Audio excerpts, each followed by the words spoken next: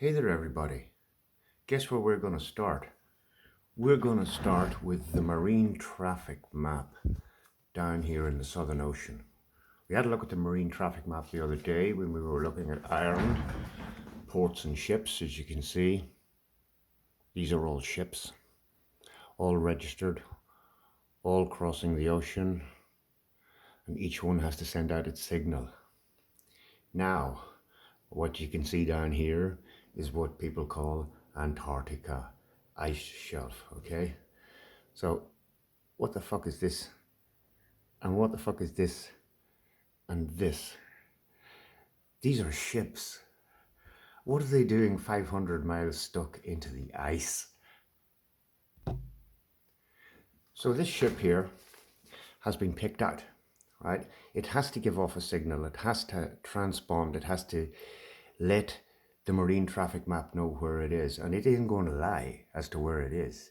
The lie here is all this white stuff. Yeah? So we go in and we have a little look at this particular boat. So it can be pulled up and then it gives out its details. It has to tell you what it is. Yeah?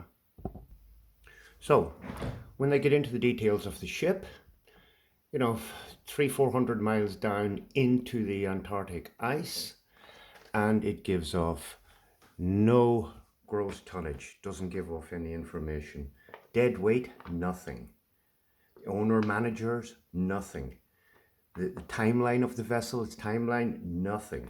Okay? No hull number, no capacity, no word on contact information, the gearing, nothing.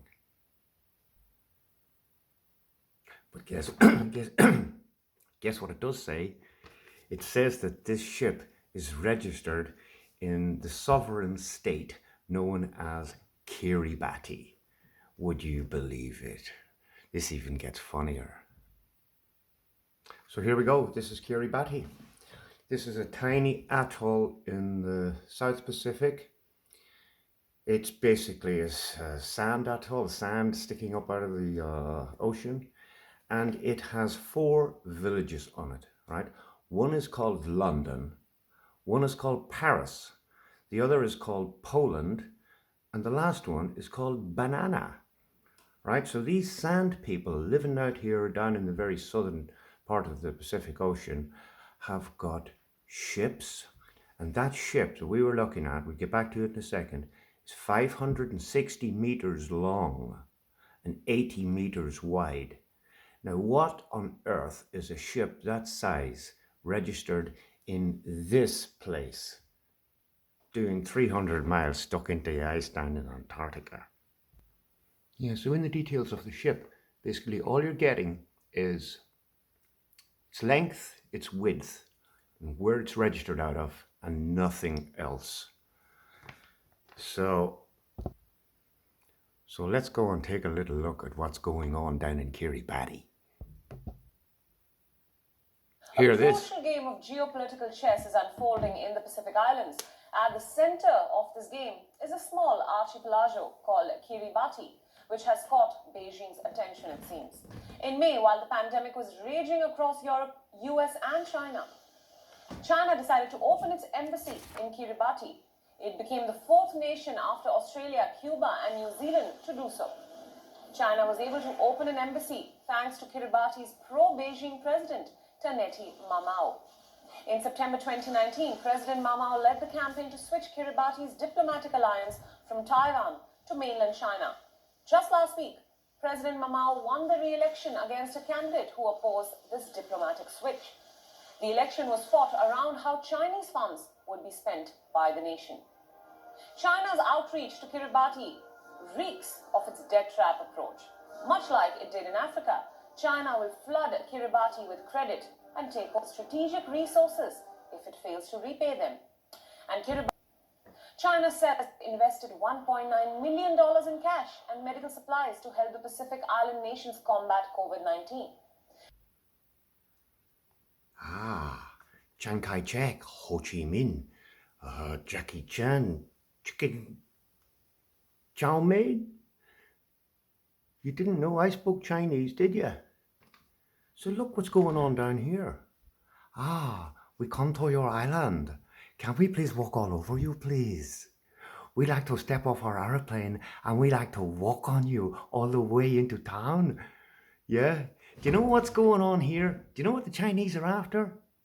They're after the freaking ship's registrar. They're going to walk all over these people. Obviously, they've brought medical supplies down for them so that they can tackle the cold down in that tropical southern Pacific island. They want that place. They want the ship's registry, if they don't have it already. But all these people that make up a carpet, they don't want them. They don't want them there. This is what's going on in the world. People aren't making the connections. China walked in there and handed them $10 billion, right? What are they going to do? Like run across the sand dunes to one another and wave it at one another? You know? This is what's going on down there. They're going to take over the place. And they come down and they walk all over everybody. And the people lie down and take it. And the government hands the thing over to them. Now, it gets worse. Now, many of you are familiar with this map. This is called the Buddhist flat earth map, or something like that, right? Apparently it was found in a Buddhist monastery in Japan. This is a depiction of it. In Japan, and it was published in a Hawaiian newspaper in 1910, right? So, my question is, what was that map doing in Japan or China? I'm not sure which of the two it was found in. But here's what I reckon. The reason why they have this map is because this is where they're from. Somewhere out here. Now, we saw ships off the coast of South Africa heading south. Ships off the coast of South America heading south. So where are they heading? This continent. This one. This one. There are others off the coast, southern coast of Australia. Where are they going? Down here? Down here? What are these ships with 560 meters long and 80 meters wide carrying down there? Huh? I bet you anything that these ships are electric. And I have seen maps supposedly 1,000 years old showing ships with cathodes and anodes on them that far south in the oceans, and they were said to be Chinese ships. And for a long, long time, they're heading in and out and in and out. Yeah.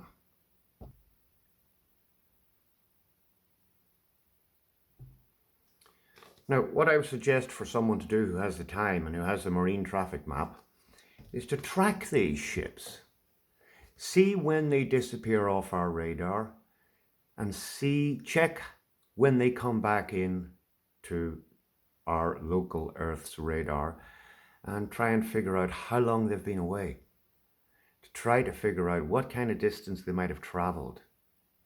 Now, a number of people, and I've been listening, 40 years ago I heard this from some people, and then again I heard it recently from David Ewing Jr. in 3 chats that he had with Andreas Exertus. They were mind-blowing. And he reckons that 200 years ago there were no Chinese people up here. And another man told me, and he said it, he didn't tell me personally, I'm sorry, that's not true. Another man, I have heard many people say that another man said that the Chinese were an extraterrestrial race. Extraterrestrial, from where? The extraterra, right? Even us, we might be from out here. They might have brought us in here as well. They might have brought all the black people in here as well and stuffed them into Africa. And brought all types of people as orphans in 560-meter long electric ships or whaleback boats and bring us from out here into a newly formed Earth after a reset that's in a mess, that needs slaves, people need to be separated so that they can be used as cannon fodder against one another for future wars. Stuff all the black people into Africa, stuff all the Chinese people into Northern Asia and Japan here. Whereas all of the old photographs even of the Ainu in Japan and the samurai, they're all Caucasian. And the mummies found in China with blonde hair and blue eyes, they're all Caucasian. And David Ewing Jr. shows from some very revealing photographs that the people that they brought into Korea and to China and places that, they hadn't a clue where they were or what was going on. And that's 100 years ago. Yeah.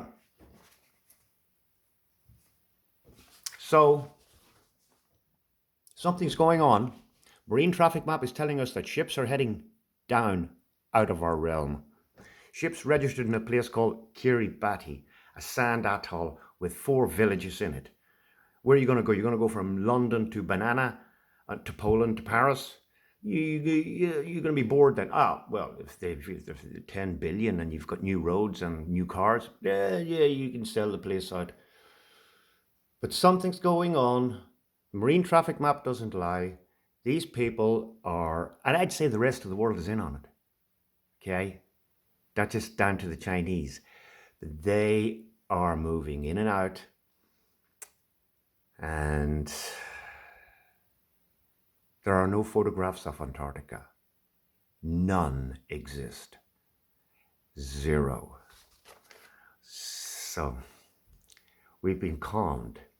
Anytime we're showing pictures of penguins and stuff like that there, they've probably taken up in Norway or somewhere. So this is what's going on.